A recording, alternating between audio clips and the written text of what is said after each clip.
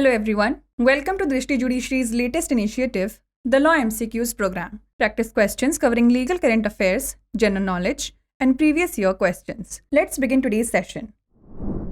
The first question is, which Supreme Court case held Section 377 of the Indian Penal Code 1980 unconstitutional?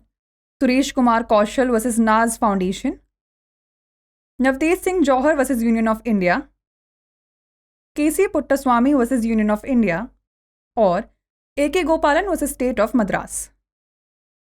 सर्वोच्च न्यायालय के किस मामले में भारतीय दंड संहिता 1980 की धारा 377 को असंवैधानिक माना गया?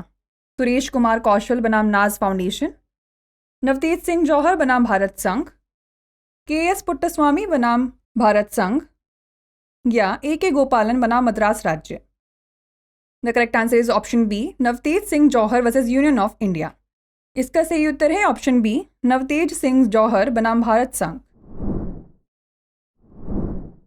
Recently, the Uttarakhand High Court in the matter of Dr. Kirti Bhushan Mishra versus State of Uttarakhand and another has held that the husband shall not be punished under Section 377 of Indian Penal Code for committing rape on his wife.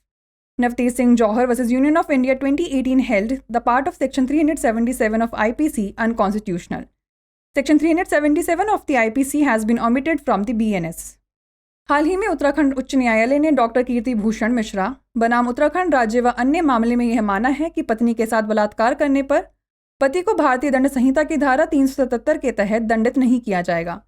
गौरतलब है कि नवतेज सिंह जौहर बनाम भारत संघ 2018 ने IPC की धारा 377 के हिस्से को असंवैधानिक माना था। साथ ही भारतीय दंड संहिता की धारा 377 को BNS से हटा दिया गया है। Next question is, what does section 2 subsection 1 clause F3 of the Arbitration and Conciliation Act 1996 define?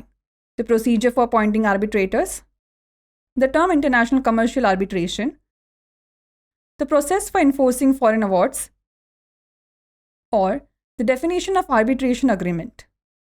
मध्यस्थता और सुलह अधिनियम 1996 की धारा 2 उपधारा 1 खंड F3 में किसे परिभाषित किया गया है? मध्यस्थों की नियुक्ति की प्रक्रिया, अंतर्राष्ट्रीय वाणिज्यिक मध्यस्थता शब्द को, विदेशी पुरस्कारों को लागू करने की प्रक्रिया या मध्यस्थता समझौते की परिभाषा? The correct answer is option B, the term international commercial arbitration. इसका सही उत्तर है ऑप्शन बी, अंतर्राष्ट्रीय वाणिज्यिक मध्यस्थता शब्द को। Recently, in the case of Messrs KTC India Private Limited versus Randhir Brar and others, held that the subsequent shareholders cannot be held to constitute an association or body of individuals under Section 2, subsection 1, clause F3 of the Arbitration Act. Section 2, clause 1F of the Arbitration and Conciliation Act 1996 lays down the definition of the term international commercial arbitration. हाल ही में Messrs KTC India Private Limited बनाम रणधीर बरार एवं अन्य के मामले में न्यायालय ने कहा है कि बाद के शेयरधारकों को मध्यस्थ अधिनियम की धारा 2 उपधारा 1 खंड F3 के तहत व्यक्तियों का संघ या निकाय नहीं माना जा सकता है। मध्यस्थता और सुलह अधिनियम 1996 की धारा 2 उपधारा 1 F अंतर्राष्ट्रीय वाणिज्यिक मध्यस्थता शब्द की परिभाषा निर्धारित करती है। Next question is, which document is not mandatory for registration under registration act 1908? Sale deed, lease agreement over 11 months, will और पार्टनरशिप डीड?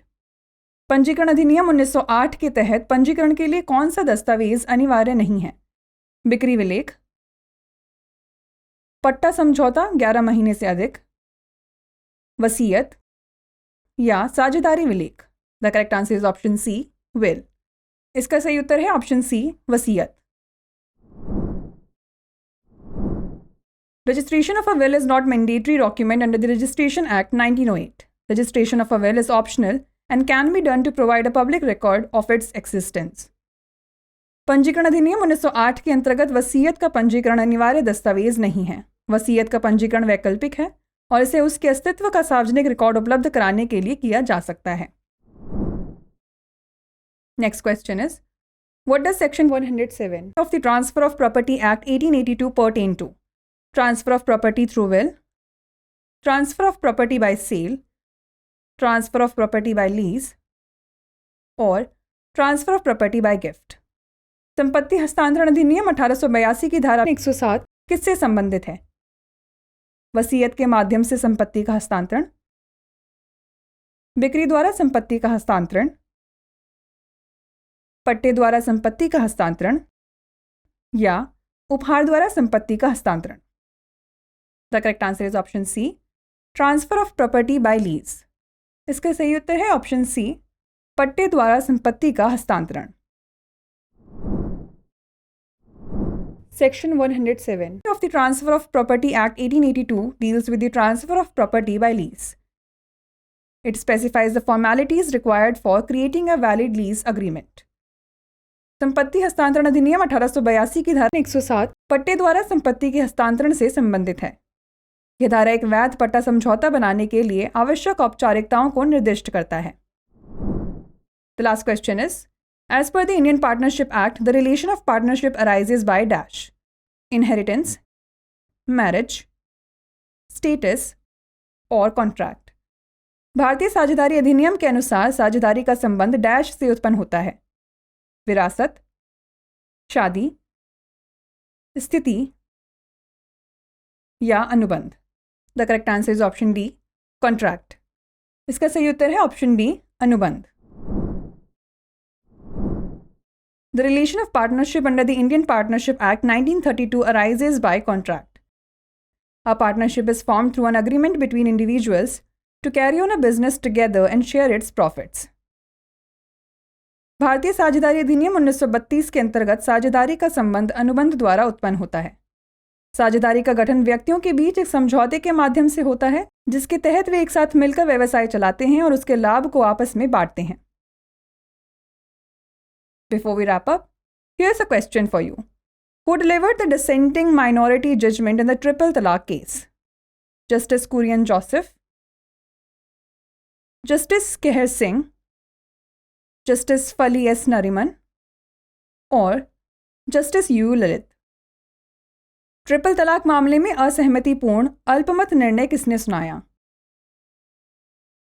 न्यायमूर्ति कुरियन जोसेफ, न्यायमूर्ति खेहर सिंह, न्यायमूर्ति फली एस नरीमन या न्यायमूर्ति यू ललित? इसका उत्तर हमें कमेंट सेक्शन में ज़रूर भेजिएगा। ऐसी और वीडियोस देखने के लिए लाइक, शेयर और सब्सक्राइब करना ना भूलें। धन्यवाद। डियर व्यूअर्स, अपने एग्जाम की तैयारी को और बेहतर करने के लिए हमारे चैनल को लाइक, शेयर और सब्सक्राइब करना न भूलें।